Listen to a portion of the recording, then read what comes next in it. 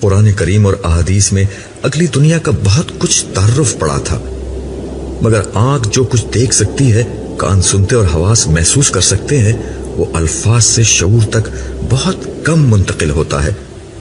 آج جب یہ سب حقائق سامنے ہیں تو یقین نہیں آتا کہ مجھے یہ اندازہ تو زندگی ہی میں ہو چکا تھا کہ آخرت کی بازی میں جیت جاؤں گا، مگر اس جیت کا مطلب اتنا شاندار ہوگا، اس کا مجھے بالکل بھی اندازہ نہیں تھا۔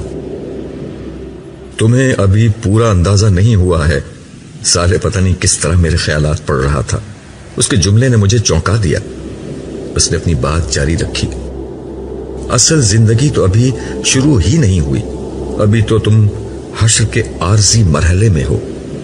اصل زندگی تو در حقیقت جنت میں شروع ہوگی۔ اس وقت خدا کا بدلہ دیکھنا، اس وقت خدا کو داد دینا۔ سر دست تو آگے دیکھو، ہم کہاں کھڑے ہیں۔ اس کی بات سے مجھے احساس ہوا کہ میں اپنے ماحول سے بالکل لا تعلق ہو کر چل رہا تھا۔ میں نے نظر اٹھا کر دیکھا، ہم اس وقت ایک وسیع و عریض اور سر سبز شاداب میدان میں تھے۔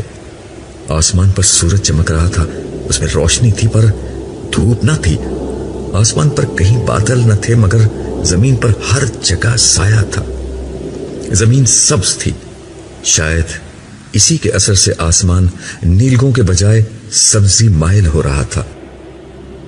میدان کے وسط میں ایک فلک بوس پہاڑ تھا، محاورتاً نہیں، حقیقتاً فلک بوس، کیونکہ اس کی چوٹی جہاں سے ہم کھڑے دیکھ رہے تھے آسمان میں پیوست لگ رہی تھی۔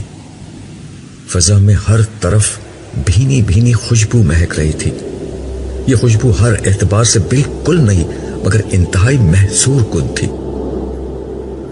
ہماری سماعت ہمیں ان نغموں کا احساس دلا رہی تھی جو کانوں میں رس کھولنے والی موسیقی کے ساتھ چار سو بکھرے ہوئے تھے۔